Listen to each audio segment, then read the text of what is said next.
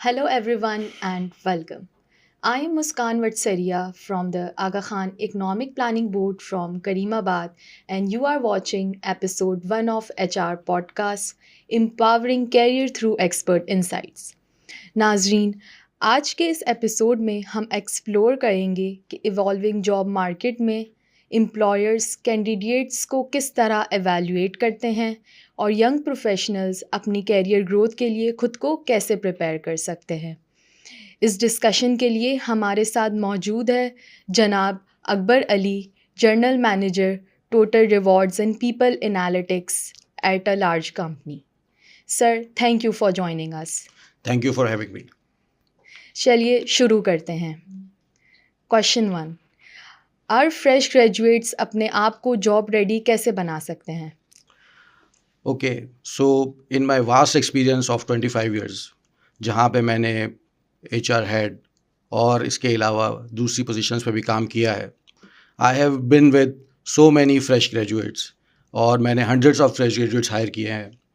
तो मेरी जो एडवाइस अगर फ्रेश ग्रेजुएट्स को होती है तो वो हमेशा ये होती है कि जब भी आप अपने इंटरव्यू के लिए जाते हैं या जब भी आप किसी जॉब के लिए अप्लाई करते हैं तो have passion, because what happens when you appear in the front of the employer, सबसे पहली चीज़ जो वो गेज करते हैं वो आपकी एनर्जी है और वो देखते हैं कि क्या इस कैंडिडेट में वो एनर्जी है, वो पैशन है कि जिसके लिए हम इसको हायर कर रहे हैं। अब ये चीज़ वैसे तो तमाम कैंडिडेट्स के लिए अप्लीकेबल है, लेकिन फ्रेश ग्रेजुएट्स के लिए भी ज़्यादा इंपॉर्टेंट है। वो ये है कि उनकी क्या स्टोरी है, why they want to join this company और why they have the passion for this particular passion, या राइट। अब जब उस फील्ड में जब आप जाते हैं तो they will always ask you relevant question. Now for that you need to make sure कि आपकी जो भी एकेडमिया की लर्निंग है और जो भी आपके अपना इंटर्नशिप या जो भी आपके इस तरह के दूसरे एक्सपीरियंसेस हैं, जो कम्युनिटी सर्विसेज हैं, उनकी जो भी आपकी जो लर्निंग है वो आपको जो है वहाँ पे बतानी है और वहाँ पे आपको डिलीवर करना है कि मैं कितना अच्छा जो है मैं एकेडमिक में रहा हूँ और कितना अच्छा मैंने उस एकेडमिक को जहाँ पर भी मुझे अपॉर्चुनिटी मिली है मैंने उसको अप्लाई किया है।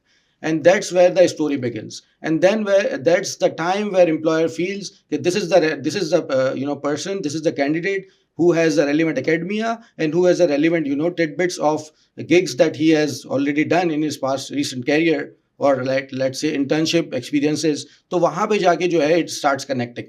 अब दूसरा स्टेज जो फ्रेश ग्रेजुएट्स के लिए इंपॉर्टेंट है वो ये है कि be ready for the assessment, क्योंकि जब आप इंटरव्यू के लिए जाते हैं तो आज बहुत सारे असेसमेंट्स भी जो है वो इंटरव्यू का पार्ट है, स्पेशली फॉर फ्रेश ग्रेजुएट्स। तो आप उसमें देखेंगे कि उसमें स्पेशली जो है वो कुछ साइकोमेट्रिक टेस्टिंग भी होती है। उसके अलावा इसमें जो है वो कुछ ऐसे टेस्ट भी होते हैं जहाँ पे वो आपको कहते हैं कि यार कोई रिपोर्ट बना के दिखा दें, या कोई आपको जो है अगर आप एनालिटिक्स के हैं, अगर आपकी फील्ड एनालिटिक्स की है तो वो आपको पूछेंगे कि आप इस तरह से कोई हमें एनालिटिक्स की कोई आप एक्सरसाइज करके बता दें। इसके अलावा अगर आप दूसरी कमर्शियल ऑर्गेनाइजेशंस में जाते हैं तो वहाँ पे they will send you in to perform in the field, and that's where the real thing comes in. And वहाँ पे फिर आपका पैशन और आपका जो है ना ये ग्रिट नज़र आती है कि आप कितने जो है वो पैशनेट अपनी फील्ड के हवाले से। तो one thing that I want to tell people that ready for assessment, आप उसके लिए अगर आप शॉर्टफॉल कर जाएंगे या आप जो है वो you try to skip that part, so they will feel कि यार इस कैंडिडेट ये this is not the right candidate for us, and what they will try to they will skip you and go to the next candidate. So just be there, go with the full passion and energy, and there could be a kind of strength for you। आज की job market में employers किन skills और attributes को सबसे ज़्यादा value देते हैं? 25 साल पहले, फिर अगेन मैं अगर 15 साल पहले आपको ले जाऊं और 10 साल पहले ले जाऊं तो बहुत सारी चीज़ें जो है वो हमने बड़ी रेलिवेंट समझी थी और हम उस पर काम करते थे। जैसे कम्युनिकेशन है, इंटरपर्सनल स्किल्स है, प्रॉब्लम सॉल्विंग है। लेकिन अब तमाम चीज़ों के जो है ना वो लेवल्स अप हो गए हैं और people are more interested in कि आप जो है वो रिजल्ट कैसे डिलीवर करते हैं। ठीक है जी, आप जो है वो कैसे मेक श्योर करते हैं कि आप अपनी डेडलाइंस को जो है ना वो मीट कर रहे हो। And that thing that people want to look into that candidate, यार how that candidate is impactful to our business, right. So अब सबसे ज़्यादा इंपॉर्टेंट क्या है? सबसे ज़्यादा इंपॉर्टेंट है परसिस्टेंस। ठीक है जी, कि जो भी आपको चीज़ मिलती है या आपको जो भी टास्क मिलता है, how persistent you are to achieve that task. ठीक है जी, then it comes responsibility and commitment, because what happens कि हम कमिटमेंट कर लेते हैं, हम रिस्पॉन्सिबिलिटी भी ले लेते हैं, लेकिन वो डिलीवर नहीं कर पाते। सो जब ये चीज़ें होती हैं कैंडिडेट में और वो उसको एग्जाम्पल से प्रूव करके दिखा सकता है, बता सकता है कि this is what I did, So I can relate you one with few of my interviews example where I was asked this question कि यार अगर ये challenge आएगा तो फिर आप क्या करेंगे. तो I gave them this example that I went to people. I made sure कि यार मेरी जो assignment है मैं उनसे अपनी जो alignment करूँ लोगों के साथ, उनको समझाऊँ इसका क्या benefit है, and then move ahead and then it starts rolling in. So that's a very important part कि आप जो responsibility लेते हैं और जो आप commitment करते हैं उसको आप पूरा करें.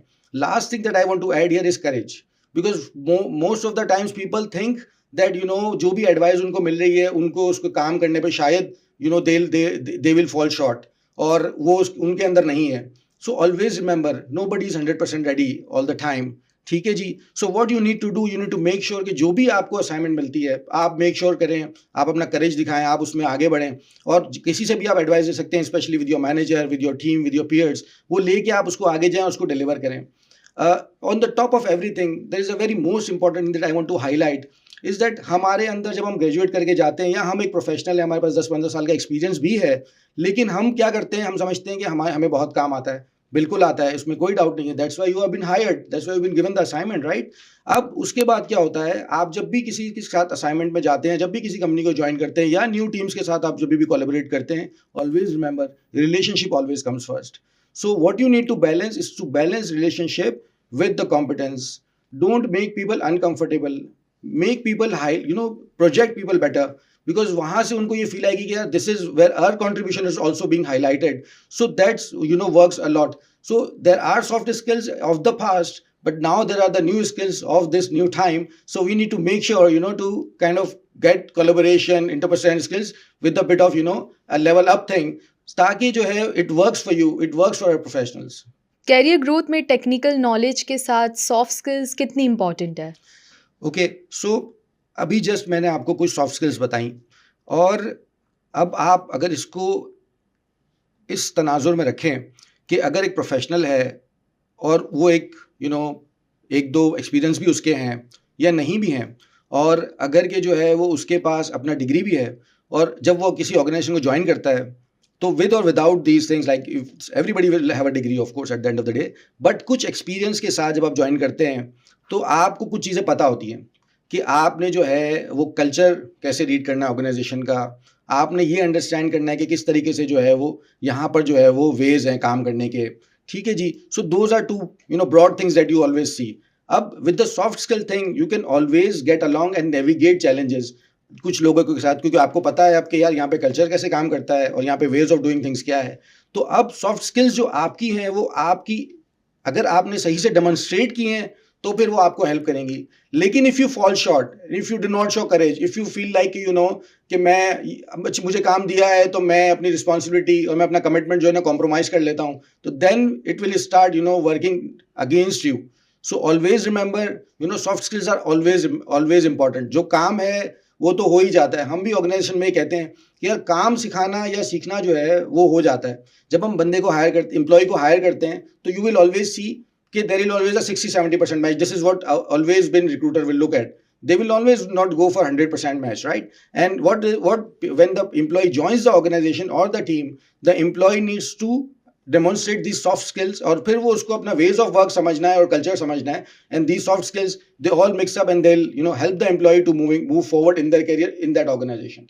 कॉर्पोरेट वर्ल्ड में लॉन्ग टर्म सक्सेस के लिए किस माइंडसेट और हैबिट्स को डेवलप करना ज़रूरी है? अच्छा देखिए, there are people who will come around with varied years of experience, and they will always have something learned in their previous experiences, or they will always come with some preconceived notions. उनके दिमाग में कोई ना कोई चीज़ ऐसी freeze हुई होती है, वो समझते हैं कि यार ये चीज़ ठीक है और ये चीज़ गलत है.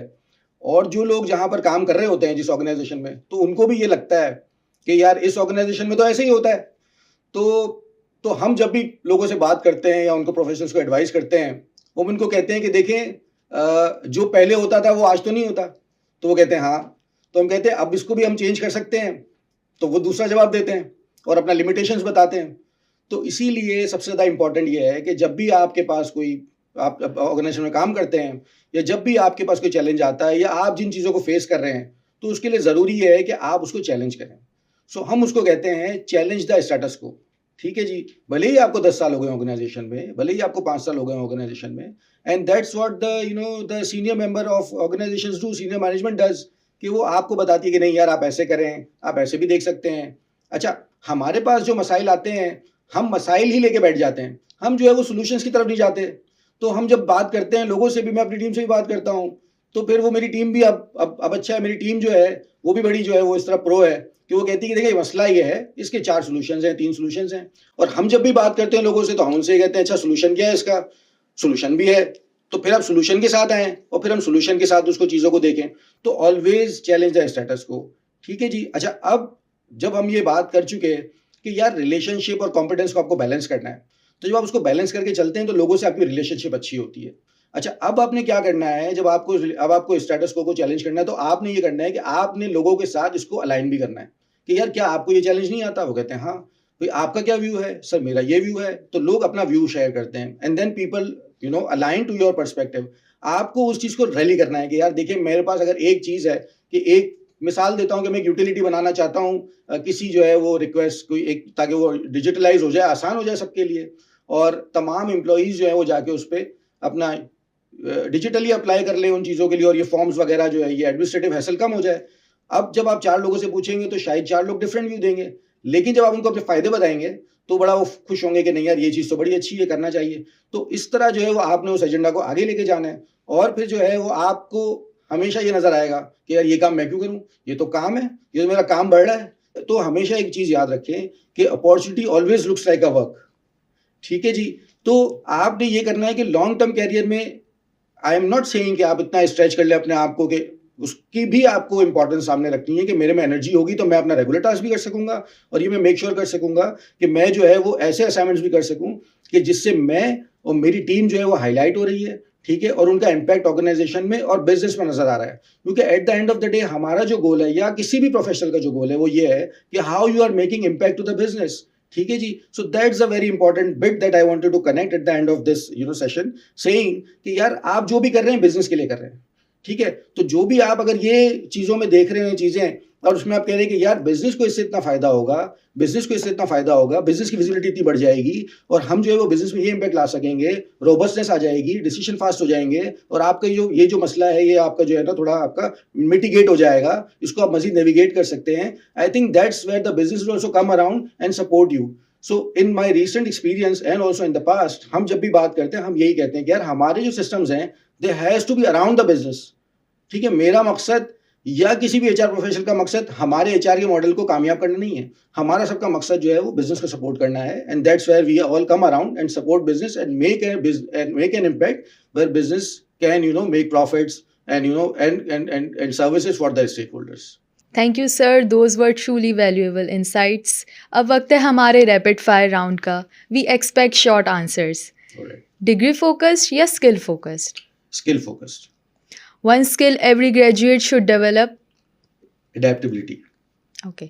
सबसे common job hunting mistake? So similar CV for different jobs.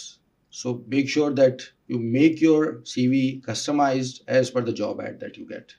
Okay, excellent. One leadership quality every young professional should develop? Ownership. Okay.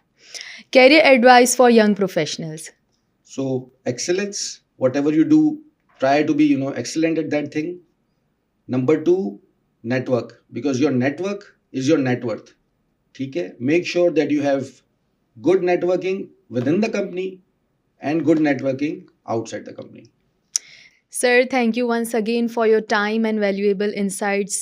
On the behalf of Aga Khan Economic Planning Board for Karimabad, we sincerely appreciate your support. We hope today's conversation inspire our audience to take the next step in their career journey. अगर आपको ये episode पसंद आया तो आप अपने feedbacks comments में ज़रूर मेंशन करें. Until next time, अल्लाह हाफ़िज़.